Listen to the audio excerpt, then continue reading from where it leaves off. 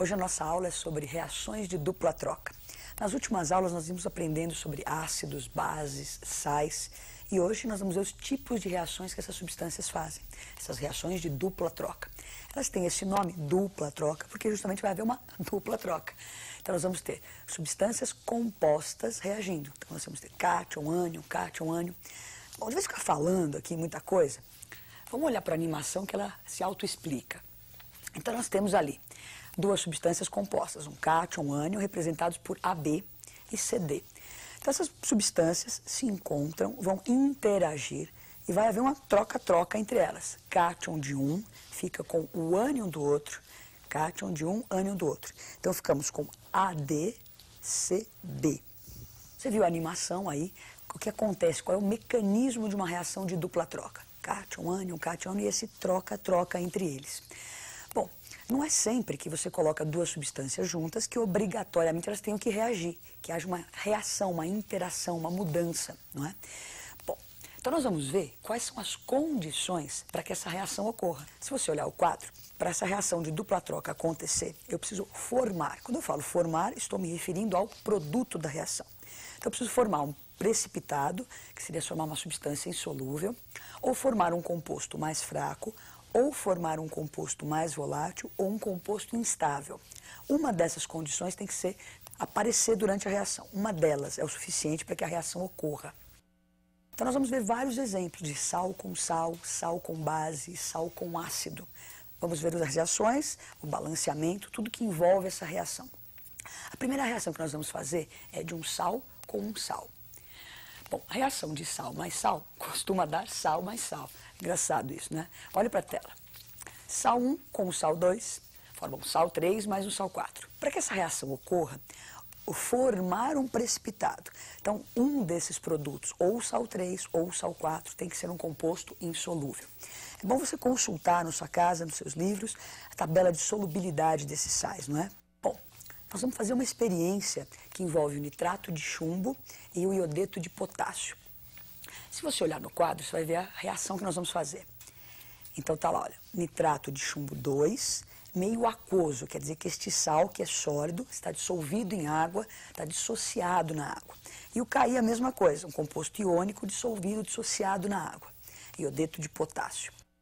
Bom, então vamos fazer a experiência para ver o que acontece. Então, se lembra, nós vamos reagir nitrato de chumbo com iodeto de potássio.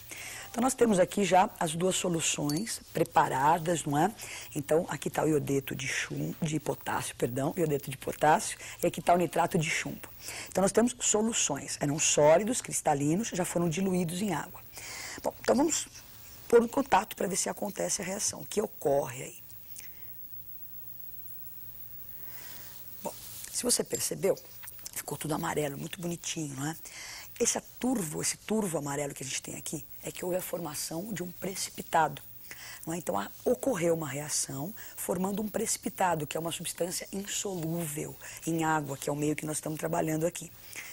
Bom, como a gente não consegue enxergar os íons, né? A nossa visão não vai além do alcance ali para ver os íons nadando na solução, nós fizemos uma animação para esclarecer melhor para você o que aconteceu durante a reação. Então, observe a animação.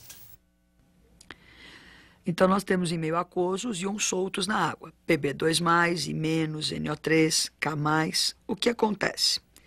O Pb se une ao iodeto e eles formam um composto insolúvel, uma solubilidade muito pequena. Satura a solução, formando um precipitado, que é esse pó amarelo que você vê sedimentar no fundo, que é justamente o iodeto de chumbo, que é uma substância insolúvel. Bom, então você viu que a animação dá uma noção do que acontece nesse meio aquoso. Então, Pb se associando ao iodeto, formando iodeto de chumbo. Toda reação química ela é formalizada através de uma equação. Então vamos para a tela e observar a equação química desta reação que nós acabamos de fazer. Então você vê ali, ó, PbNO3, meio aquoso, o Ki meio aquoso. Quando eles interagem, formam o iodeto de chumbo 2, ali, sólido, aquele S ali, sólido, não é? Então, é a formação do precipitado. E o KNO3, por uma questão de formalidade, eu coloco ele junto ali, mas você se lembra da animação, esses íons ficam soltos, olha, aquoso, nadando em água. Então, aquele precipitado amarelo que nós vimos na reação é o iodeto de chumbo 2. nós precisamos balancear a reação. O número de átomos que entra tem que ser igual ao número de átomos que saem. Então nós temos ali, quando formamos o sólido iodeto de chumbo, a carga do chumbo escorregou lá para o iodeto, formando 2 iodos, né, no final. Então, para que saiam 2 iodos, eu preciso de 2 iodos entrando. Então, coloco o 2 na frente do Ki. Então, o 2 acaba multiplicando também o potássio. Então, colocamos um 2 na frente do KNO3 para igualar o potássio. Então, um PB entrou, um saiu. 2 vezes o NO3, 2 vezes o NO3 no final. 2K, 2K, 2I e 2I. Então, a equação está balanceada. Bom, então, acabamos de ver uma reação de 2 sais. Para que ocorra, tem que formar um precipitado. Agora, vamos fazer um outro exemplo, uma reação de um sal com uma base. Essa reação de sal com base vai formar um outro sal e uma outra base. Olhem para a tela um pouquinho. Então, sal mais base, não é? Forma um sal mais uma base. E para que a reação ocorra, nós temos que ter ou sal insolúvel, ou a base insolúvel, fraca ou instável. Então, uma dessas condições tem que ocorrer. Ou sal insolúvel, ou a base insolúvel, fraca ou instável. Então, agora nós vamos fazer uma reação de um sal com uma base, o sulfato de cobre e o hidróxido de sódio, para ver o que acontece nessa nova reação.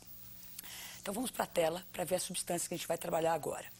Então, nós vamos ter o sulfato de cobre, 2, meio aquoso, NaOH em meio aquoso. Então, são sólidos que vão estar dissolvidos na água, sofrem a dissociação, os íons já vão estar nadando naquela aguinha lá. Vamos fazer a experiência para ver o que acontece. Então, nós vamos pegar aqui. Olha que bonito esse azul aqui, não é? Isso é o sulfato de cobre. É bom que você se lembre, essa cor azul é uma característica do cobre, do íon cobre. Os vestibulares cobram essa coisa de cor. Então, sulfato de cobre, o íon cobre é que dá essa tonalidade azul muito bonita que você vê na sua tela.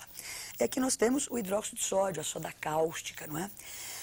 Perceba uma coisa interessante, esse azul que nós temos aqui, ele está dissolvido, então é uma coisa cristalina, você consegue enxergar através dele. Então, nós vamos fazer a reação, vamos misturar o NaOH aqui, vamos tentar pôr um pouquinho só a princípio, olha lá. Você vê uma coisa azul, mas agora sólida, não é? Cristalina, turvando a solução. Vamos pôr um montão agora, puxa vida. Então, olha só, vamos dar uma agitadinha. Olha só, um sólido, não é? Azul também. Então, nós dissemos que essa cor azul é característica do íon cobre. Vamos formalizar essa reação e ver o que aconteceu aqui lá na tela.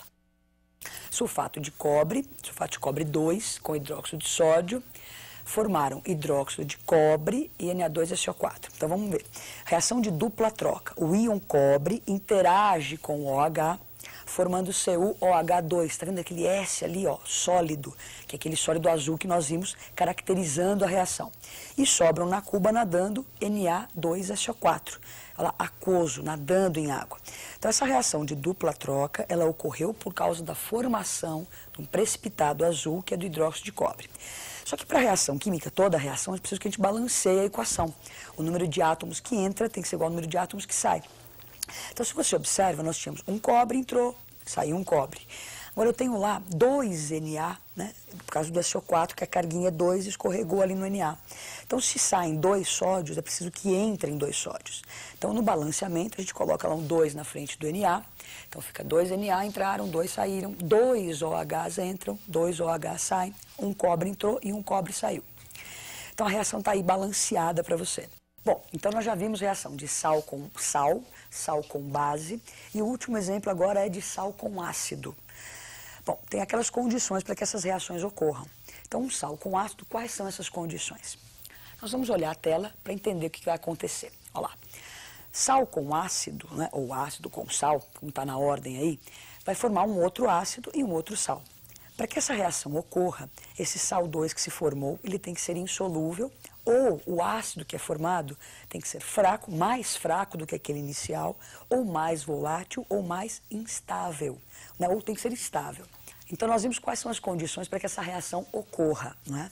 Nós vamos fazer a reação do ácido clorídrico com o carbonato de cálcio. Então, se você olhar na tela, vamos ver as substâncias que a gente vai trabalhar agora na última experiência. Então, nós temos lá o HCl em meio aquoso, ácido clorídrico, o Na2CO3, perdão, que eu tinha dito carbonato de cálcio, é carbonato de sódio que nós vamos trabalhar. Então, o carbonato de sódio já está em meio aquoso. Nós vamos reagir essas duas substâncias e ver o que acontece. Então, podemos ir para a experiência, não é?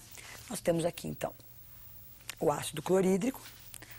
pegar o nosso carbonato, fazer uma troca aqui. Eu vou colocar o carbonato sólido para o efeito ser um pouquinho mais bonitinho, né? Para você se encantar um pouquinho mais com o efeito da reação. Então está aqui o carbonato de sódio e o ácido clorídrico. Então vamos observar a reação. Olha lá. Nossa, mas é um sonrisal, parece. Bolinhas efervescentes. Olha só. Oxe. Não é? Então ocorre uma reação, você vê a liberação do gás. Não sei se você consegue ver o barulhinho da efervescência característico, né, da liberação de gás carbônico. Então o sonrisal é uma coisa muito parecida que ocorre, a mesma história aqui, uma reação de um ácido com um carbonato. No seu vestibular, essas reações são muito comuns.